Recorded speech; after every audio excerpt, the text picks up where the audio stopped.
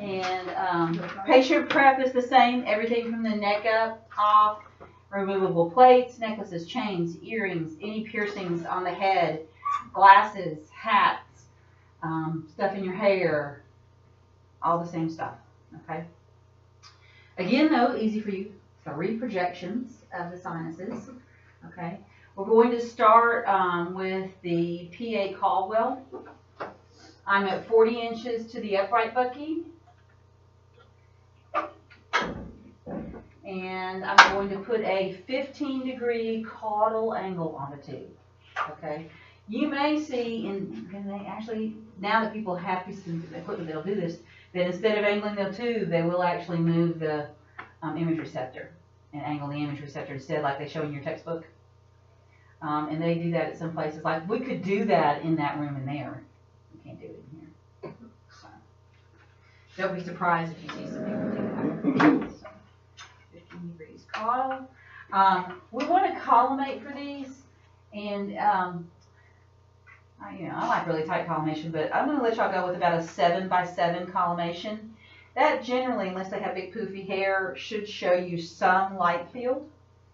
And so, I'll show you about marker placement on that. Usually there's plenty of room if you go 7x7. We used to go 6x6, and then you had to be really particular about where you put it. But 7x7 gives you plenty of room. You do not want your full 8x10 or 10x12. That's huge. That's the entire head. You get so much scatter off the head that it really makes it hard to look at just the sinuses. So we will count off if you do not collimate. Okay, so be sure you collimate down. Lengthwise? 10x12 lengthwise? Yes. In theory, you could go across all the way. Just put it in there anyways. Yeah. Okay. Going to let my patient have a seat facing towards the board with the apron to the back. Now, the PA Caldwell, position-wise, is positioned like the PA for the skull, in that we want the OML perpendicular. We're going to put OML perpendicular to the board, but now we're going to exit nasion. Okay?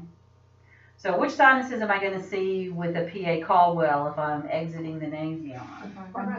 Frontal and Or the anterior ethmoid. The answer will always be frontal and anterior ethmoid. And. Okay. Don't forget those F1s. They get so left out. It's very sad, isn't it?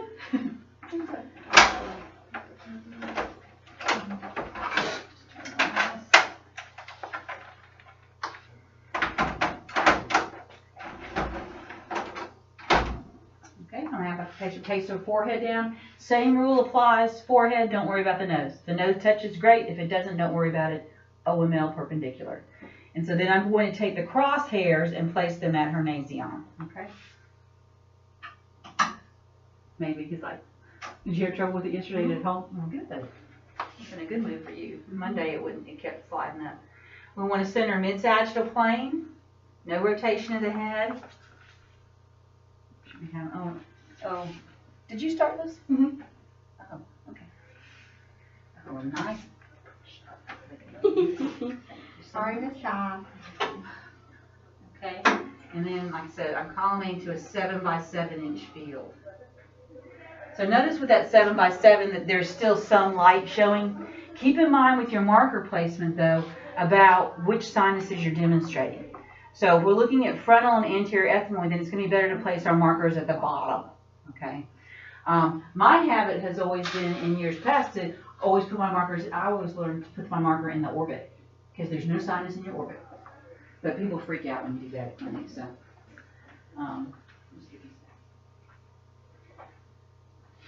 So, yeah, I would place it at the bottom, and then you don't have to worry about it because if there's not a sinus of interest, then it doesn't matter. So, I'm going to place this here. If it's in her face, that's not going to make any difference. Okay? Everybody good with that? Mm-hmm. All right.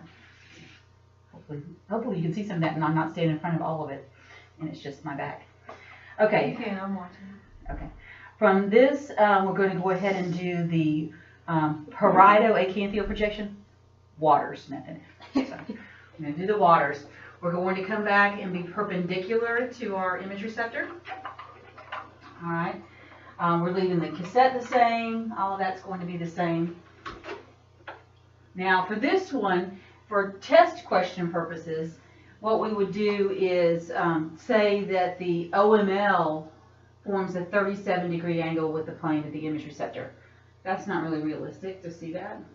So we're going to take the body of the mandible and have it perpendicular to the image receptor. So we're going to raise the chin. Be sure you don't raise it too far. If you go too far, you get teeth in the maxillary sinuses. If you don't go far enough, you get Petrus ridge in it. So most of the time, you don't have a problem people going too far, but y'all are all relatively, well, not relatively, y'all are young. And so people are like, throw that head back. Well, don't throw it back so far that you end up with teeth in your maxillary sinus. So just enough to put this perpendicular. And what's the other name for the maxillary sinus? Did anybody know yesterday? No, I forgot to ask him yesterday. I was on the on position. Does it start with an A? It's antrum.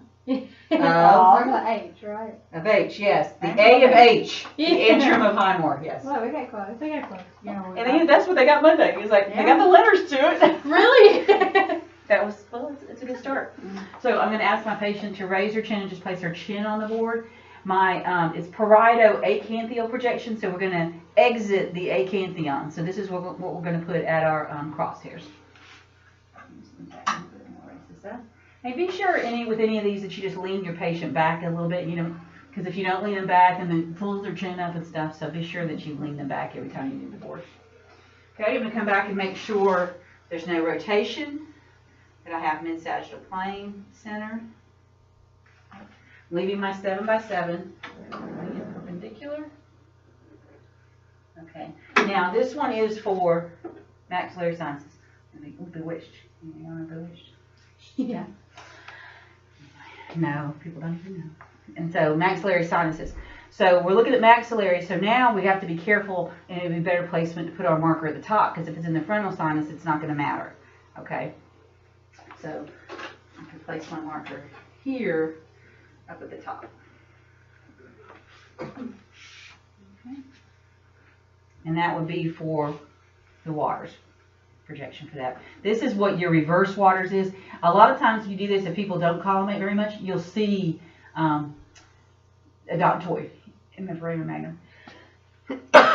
Excuse me. Because this is the position that does that. Makes it the canthion. Acanthion. Or the anterior nasal splenius. Everybody good with that? Mm-hmm. Yeah, the last one we're going to do is a lateral. All the laterals are positioned exactly the same. The only thing that changes is our centering point. So we're going to do a left lateral. Be sure you slide the apron. We're going to oblique our patient's body and then turn the head. And I think there's a left marker behind you. Left over here. Oh, there's one. Here's one. Okay.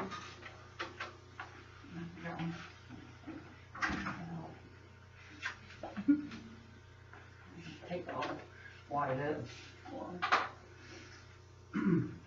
So have your patient oblique their body in and then turn the head to the side.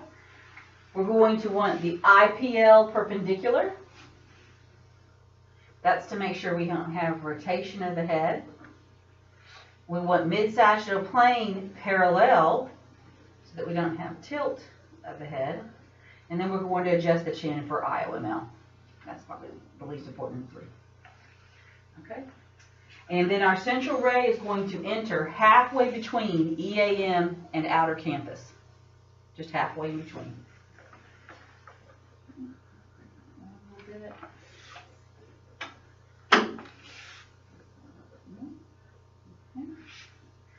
So, IPL perpendicular, mid-sagittal plane parallel, and I'm going to touch here for IOML.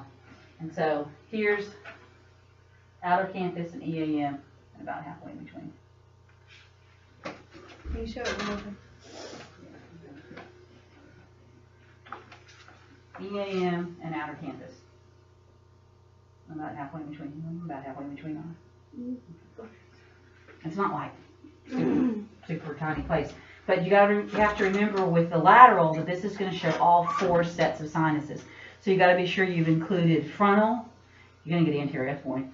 Maxillary, so you got to make sure you come out enough and high enough, and then for maxillary that you're low enough, and then sphenoid is going to be back underneath in the cella anyway. So you shouldn't have a problem getting that as long as your light field extends past the EM, which it does.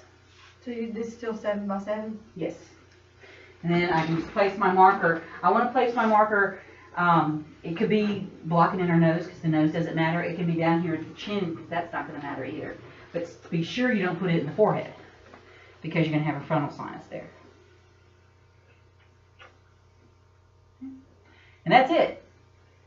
Thank you, Mr. Excellent Patient. So just those 3. Now, we didn't do any anatomy for today, so there'll be anatomy of the skull and sinuses next week, which just expands your number of points for next week. Yay! Yay! And the good thing about this is if you struggle with any of these this week, then when you repeat them basically next week, you should be better at it. Particularly if you're having trouble with the laterals at all. And then what do I hit this spot? Space bar. Thank you.